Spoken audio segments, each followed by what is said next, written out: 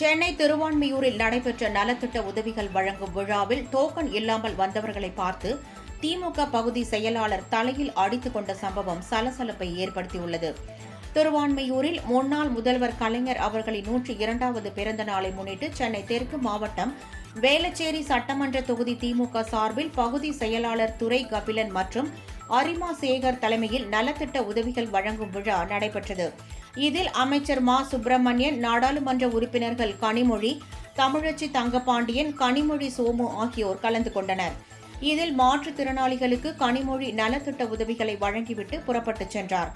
இதனைத் தொடர்ந்து கட்சி நிர்வாகிகள் நலத்திட்ட உதவிகளை வழங்கிய போது மாற்றுத்திறனாளி ஒருவர் மற்றும் முதியவர் ஒருவர் டோக்கன் இல்லாமல் வந்ததால் அவர்களை பார்த்து வேளச்சேரி கிழக்கு பகுதி திமுக செயலாளர் துரை கபிலன் தலையில் கை வைத்து அடித்துக் கொண்டது சலசலப்பை ஏற்படுத்தியது.